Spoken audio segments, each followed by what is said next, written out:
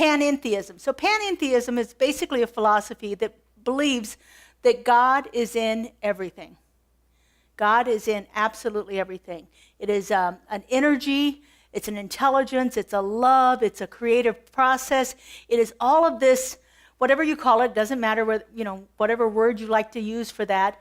We believe that it is absolutely in everything. So it's in this podium. It's in the air that we're breathing. It's in our bodies. It's in every single cell of us.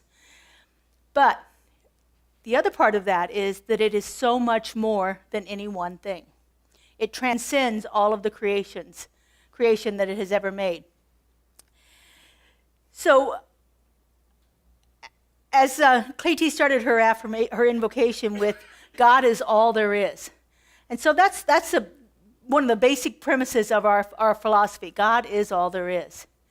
And so if God is all there is, God must also be me.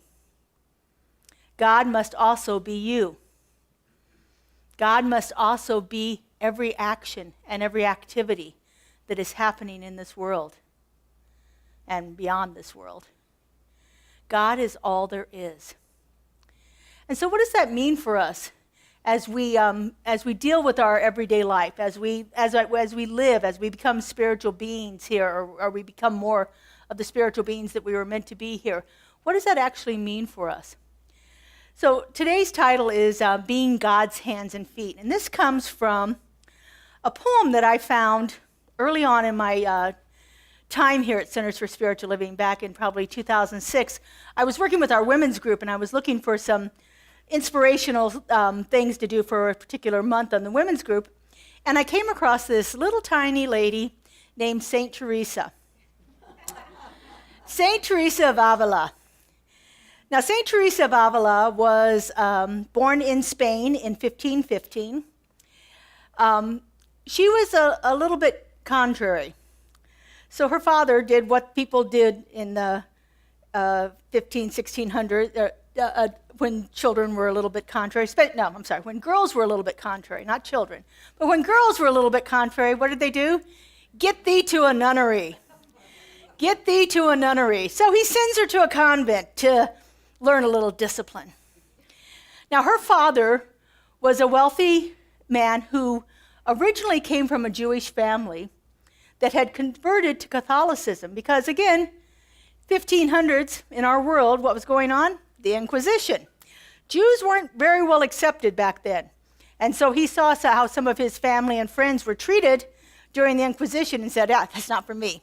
So he converted to Catholicism. So he now had this form behind him of, this patriarchal society. And of course, his daughter was his property. He could do what he wanted with her. So he sends her to the nunnery to learn discipline. Boy, did that backfire on him. A couple years later, he says, okay, come on back. I've got a husband for you to marry. This is a good business deal for me, and I want you to marry him. And she says, no, no, I'm not doing it. And she didn't. She stayed in the nunnery. So St. Teresa of Avila is also sometimes known as St. Teresa of Jesus. Because a few years after that, she became very ill, and she was bedridden for a couple of years.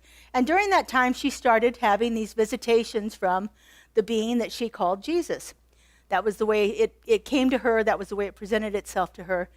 And so her consciousness was incredibly mystical. It was incredibly profound. You may have heard some of her books that she's written. The most famous one is called The Interior Castle.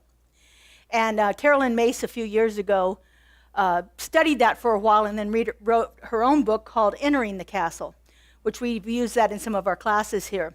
Very profound book about all of these different spiritual practices that you use to move through.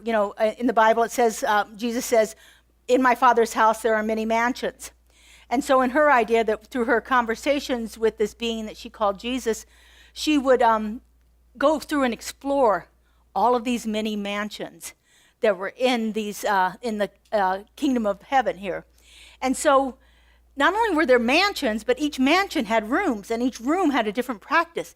It is a phenomenal book. I've always wanted to take it and go through it for an entire year, because I think this would be an incredible spiritual practice to choose one of those rooms to enter, because I know there's 7 mansions. I'm not really sure how many rooms are in each one, but even if there was, 7 of them. That's almost enough for a practice a week to really go deep with it. But I haven't done that yet. One of these days. So anyway, I came across this poem. And this poem has been so phenomenal in my life that St. Teresa wrote it. Now, I have to say that I changed the pronouns because her masculine pronouns did not work for me. So I changed it to non-gender specific pronouns in here. So this is her poem. God has no body now but yours. No hands, no feet on earth but yours. Yours are the eyes through which it looks out. God's compassion to the world. Yours are the feet with which it walks to do good. Yours are the hands through which it blesses the world.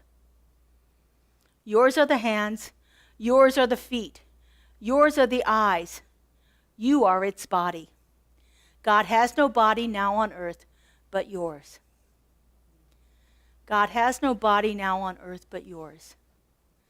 So when we are talking about grace in action here, about grace being a part of our lives, we have to begin to understand that grace only happens when it happens through us. When grace happens through us, it is actually us giving Spirit a place to work in this plane of existence.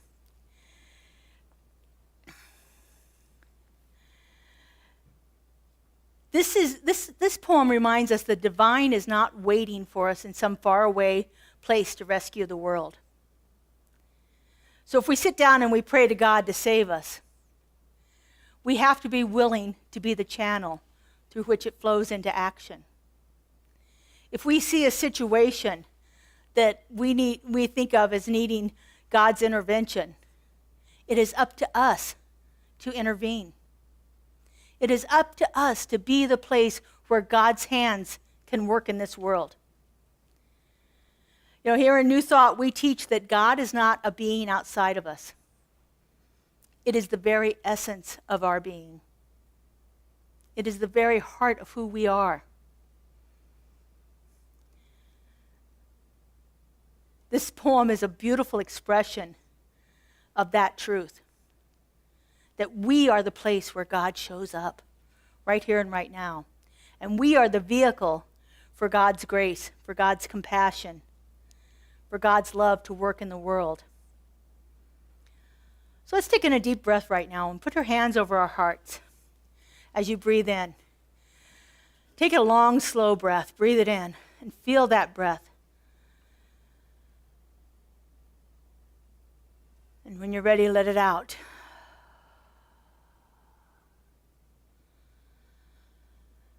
Now imagine God is that breath moving into your body, doing whatever it needs to do inside of you, and then expelling itself out into the world as a place of service, as a place where its compassion can be active in this world. Being God's hands and feet is showing up not only as observers of spiritual truth, not only as knowers of spiritual truth, but as living, breathing expressions of it. Spirituality is not passive. We often sit in meditation and we think, oh, this is nice. I'm just nice and still. I don't have to do anything else. But how many of you have been meditating and you get that 2x4 moment? That moment when something hits you, something downloads, and something is right there so profound that there's nothing else you can do but take action. That's God making itself known in your experience. So when we work at our spiritual practices, at our levels that we go through, we often talk about the stages of spiritual development. And so we've talked about this before. But we consider that there are 4 stages of spiritual development. This work has come from lots of different people. I've read it in Joel Goldsmith's work, although he has different words for it. He does talk about those 4 stages. Michael Bernard Beckwith formalized it in his book, The Visioning Process, where he talks about how we move through each one of these stages very, very distinctly and very definitively. It's a beautiful book if you haven't read it yet. So we start off, generally this is how people are before they come to a place like this. We think that we are subject to the whims of the world, that everything that's out there, as Joel Goldsmith would call it, we are a pendulum swinging in the wind, and whichever way the wind blows, that's the way we're going. So we have no control over things. We just feel like we're a victim to all of the things out there. Now, some people have a little bit of a reaction to the word victim here because some people think, I'm not a victim. But if we think things are happening to us, that we don't have a lot of control over that, then we're at that first level of spiritual development. And then we come to a place like this, a New Thought Center like this, and we begin to learn, oh, wait a minute, my thoughts control what I think, and what I experience. My thinking determines my experience in life. And we hear things like, change your thinking, change your life. It is done unto you as you believe. Things like that, where we begin to see, oh, there's a relationship between what's going on inside of me and what I'm experiencing outside of me. And guess what? I can do something to change that. And so we call this the manifestor consciousness, where we begin to use our principles and our practices and we begin to change the conditions in our lives. It's a great place to be. But then we get into this and we go along a little bit further in our process, and we start to feel something happening that we didn't make happen. We feel that something is like moving through us to change things in our lives, and we get these synchronistic events that happen, or they seem to be a coincidence. And we begin to think, wait a second, what's going on here? And we realize through our practices, through our meditation, through our prayer, through our visioning, our contemplation, journaling, all of the different spiritual practices that we do, that I'm actually have stepped out of the way now. I'm no longer worried about manifesting things as much as I am about being in the flow, about allowing Spirit to move through me in greater and greater expressions. And then eventually we get to that place where we feel that there is no separation whatsoever. Now, my experience of this last one has been, it's very brief. It's like a microsecond most of the time. Sometimes I can make it last for a whole breath. And I think, wow, I really feel it now. Where we feel totally unified with Spirit. Where it is absolutely no doubt in my mind, no doubt in my soul, that there is no separation there between me and Spirit. And so those are the stages that we generally go through. And I wanted to bring those up because it's important for us to understand that this isn't about so much about making things happen, or as we talk about here, we say we manifest princes, parking places, and palaces. So, although that parking place thing is a really nice tool to have, especially if you're trying to find a spot in one of those hotel parking garages. Whew. So our founder, Ernest Holmes, writes this in the Science of Mind textbook. He says, God is an infinite, responsive presence already at work through our consciousness. And that divine power flows through us when we align with it. It flows through us when we step out of our own way, when we begin to see that there is something else happening here besides what I'm thinking up in my own mind. That there is this wonderful thing that's moving through me. And it's changing all of the things that I experience in my life. It is a responsive presence. It is a responsive presence. When we get quiet enough and still enough and ask those questions, remember we talked about the quality of questions that we ask. When we ask those questions that take us to something different than that victim consciousness, we're not asking, why is this happening to me? We're asking, what is here for me to know? And we get quiet enough and listen, Spirit reveals itself. It is a responsive presence that moves through us. I love a lot of our music. Our music that we have here in New Thought so supports all of these ideas that I'm talking about here today. As I was putting this together this week, the songs kept running through my head. I actually made a playlist that I've been listening to all week. So this is one of my favorites here. It's from our beloved Eddie Watkins Jr. He says, I am the place where God lives, moves and breathes and has its being. I am the place where God shows up. Imagine if we took that as our armor for the day. if we strap that onto us, actually put on clothing that actually made us feel like I am the place where God shows up. Imagine what our day is going to be like as we move forth in this world. Everywhere I go, I am God's hands and God's feet and God's eyes. I am what allows God to do good work in the world. Ernest says this, God can only do for us what God can do through us. God can only do for us what it can do through us. So if we're sitting back and we're looking for some divine intervention, for some problem that we have in our life, and we're just sitting there, not a lot going to happen. We have to actually begin to, as we say here in Science of Mind, treat and move our feet. We actually have to begin to put our spiritual practices into action as we move through our day, as we move through it. You know, divine action is always expressed through our consciousness, through our receptivity, and this is the big one, our willingness to be a channel. Are you willing to allow God to move through you? Are you willing to be that place where God shows up? This isn't for the faint of heart. This is big work here that we're doing. Ernest Holmes emphasizes that Spirit works through our thoughts, our beliefs, and our actions. And that transformation happens from within and pours itself outward. So we transform ourselves within, we transform our consciousness, we transform our understanding. We practice the principles that we teach here, and we begin to have it in our experience. Now there's a quote from Emma Curtis Hopkins that says, "There's a good for me and I ought to have it." I didn't realize it until I started doing the research for this. There's a second part to that quote.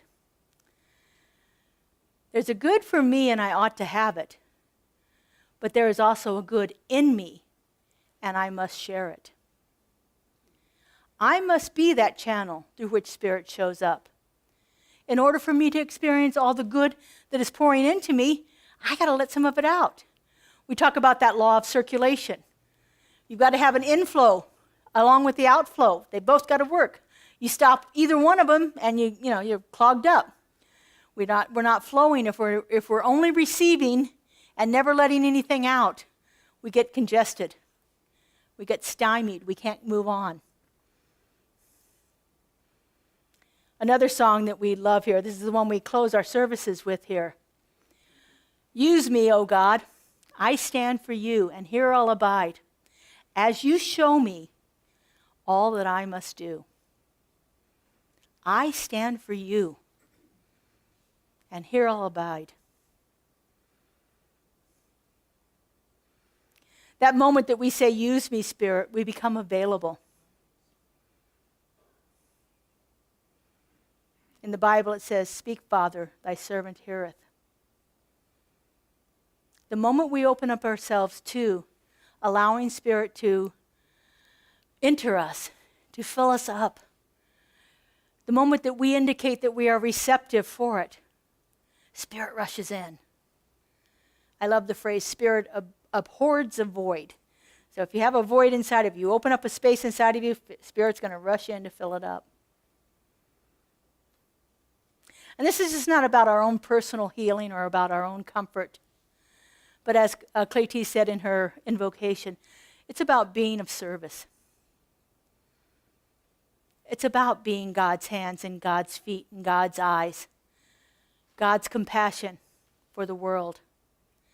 It's about being that place that allows Spirit to be in an active way here in the world. Sometimes it can even be a silent, let me be the answer to somebody else's prayer.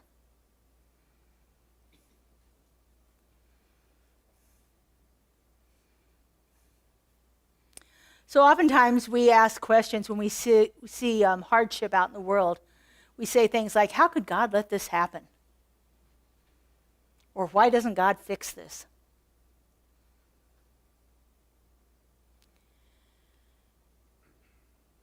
These are common questions that often get asked, especially when we're experiencing tragedy. or we're seeing somebody else going through a hard time. Every single war that has ever gone on in this world, someone has sat back and asked, how could God let this happen?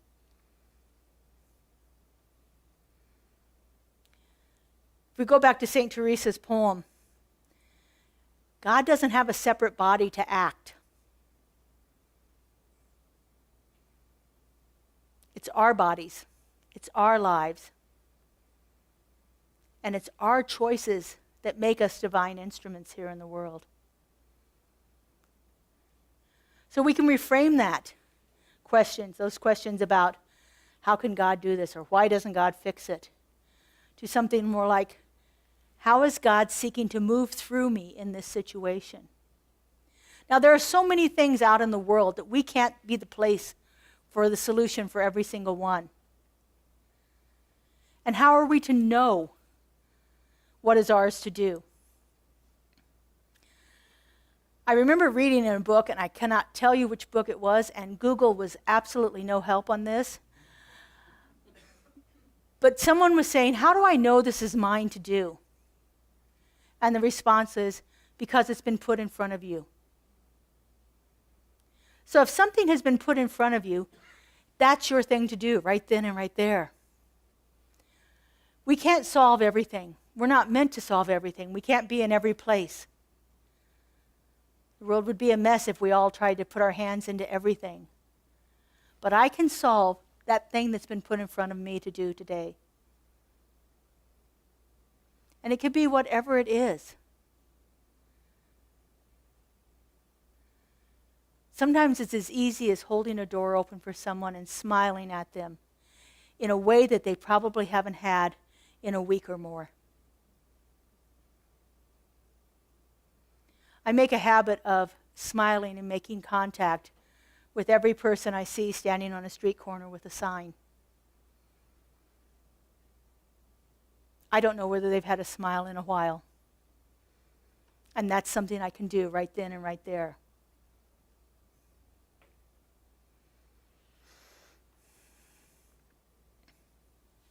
The second part of that song that Ricky Byers sings, Use Me, the second verse of it goes like this. Command my hands, what must they do? Command my life, it's here for you. God is the love that heals all creation. God is creator and makes all things new. And God needs us to shine its light as me and as you. I am the place where God stands.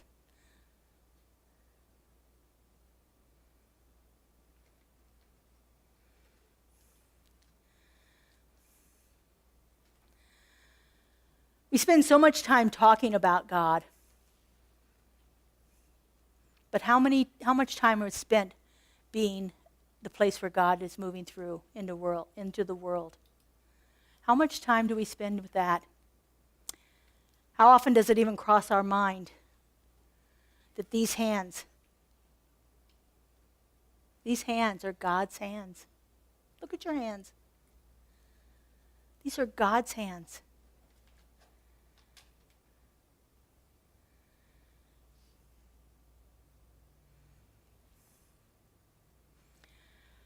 Ernest says, we must not only believe in God, but we must also trust that God is working for us, and that God's principles act through our thoughts and willingness to receive and be channels of spirit. God is working through us all of the time. Imagine if you get up each morning and you think to yourself, how am I going to let God show up today? How different is your day going to be when that's the first thought in your mind? The wonderful mystic theologian from I guess he just died about 30 years ago or so. Howard Thurman, I love his work. If you've never read anything from Howard Thurman, it's phenomenal. Howard says this, don't ask what the world needs. Ask what makes you come alive and go and do it. Because what the world needs is people who have come alive. Not everything in the world is yours to do. But what is that thing that's making you want to get up in the morning? Currently, mine right now is crafts and dogs, but everybody has their thing. Well, actually, I'd have to put spiritual practice in there too, because I can't wait to read Joel in the morning. Justin and I were talking about that. We're doing a Joel class right now, Joel Goldsmith class, and I just can't wait to get up in the morning, fix my coffee, and sit down and read that book. I'm just devouring it. Being God's hands and feet doesn't require grand gestures. Doesn't have to be big. As I said, it can be opening a door for somebody. It could be waving at your neighbor that you've never waved at before. As human beings, you know it first thing every Sunday morning. Look at the way we want to hug. We want connection. That's why most people come to a place like this. We're looking for connection. We're looking for inspiration, but we're also looking to connect with other people who are along the same line as we are. People that we can share a common belief system with.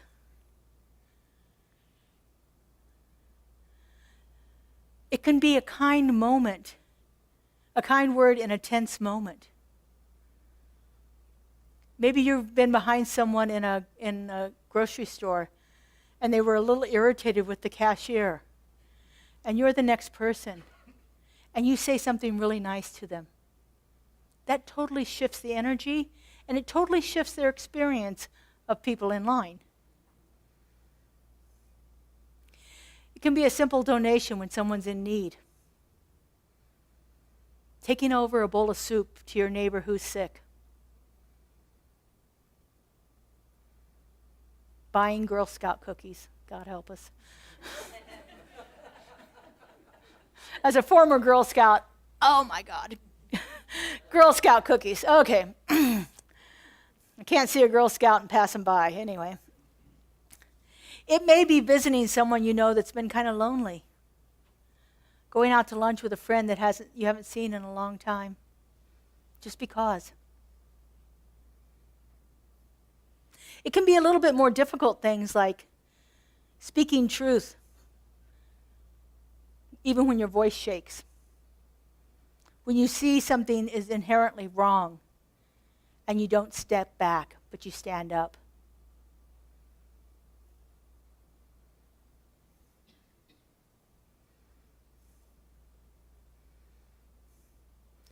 St. Teresa lived in a cloistered convent. She didn't experience a lot of the outward world. Yet the impact of her practices have transcended the centuries. Because she tells us that the sacred is simple. It doesn't have to be complex. It doesn't have to be grand gestures. It's the little moments in life, the everyday things. So when you get up in the morning, again, ask yourself, how can I be God's hands and feet today? I love the way the Buddhist monk Thich Nhat Hanh put it, that each step we take should be like kissing the earth. So as you're stepping out, this is God kissing the earth. This is God blessing this spot that I stand on. Allow that to be a mantra that goes through your head. And at nighttime, ask yourself, how did I show up as the divine today? How did I let God come into grace through me today? Because it's good to remind ourselves of those little things. If we don't remind ourselves of the little ways that we show up as God every day, then we think it has to be something big. And that can be very overwhelming. And then, not in self-judgment, not in criticism, but in simple self-awareness. What can I do differently tomorrow? How can I be God's hands and feet as I move about the world? I'll leave you with the words from one final song, one of my favorite ones here. This is from Michael Gott. Here I stand, a vessel to be used. Whatever Spirit needs of me, I will be, I will be, I will be. Here I stand. Whatever Spirit needs of me, I will be, I will be, I will be. Let's take this into prayer. I invite our practitioners to stand and surround us. Our practitioners are beloved people who spend at least 4 years in study, learning these principles and practices and putting them into action in our world. They are here to support you with prayer after service, and they're also here to meet with you one-on-one for an extended session. You can find out more information about that on our website. The practitioners, not all the practitioners like to do sessions, but the ones that are available for it are listed on our website. So again, take in that breath. Feel that Spirit moving through you. Breathing in God and exhaling God into the world. So right here and right now, I know that the place on which I stand is holy ground. For the presence of the God is right there. It is inside me. It is moving through me, as me, and all that I am and all that I do. I know that I am the place where God shows up. And I know that God shows up as that loving intelligence, that creator of all. It shows up as energy and wisdom and love and joy and passion. I know that God is limitless and never ending. I know that I am one with that divine presence, that it fills every cell of my being, that it is pouring itself forth from me in all that I am and all that I do. And as I know this is true for me, I know this is true for each one of us. For we are all a perfect and unique emanation of a powerful love that created all. And so knowing this truth, I speak my word right here and right now. I know that each one of us is the vessel for the divine to move into expression in our world. I know that each one of us is divinely guided to the right and perfect service for each one of us, for our hearts to pour themselves forth as that expression of grace, as that divine compassion, as a love that never ends. I know that each one of us is uniquely and perfectly enabled to do the work that we are called to do, and that we easily identify that which is mine, that which is what I'm being called to serve for this day. I know that no task is too great or too small for the impressive Spirit to move itself into action. And I open myself with a willingness to be in service to the divine. I'm so grateful to know this truth. I'm so grateful to feel it happening in this world. I'm so grateful to know that it is the part of this community that never ends. And I simply release this word into the law, into that creative mind that knows no limit, that always says yes, that is constantly pouring itself into expression. I let it be, and so it is.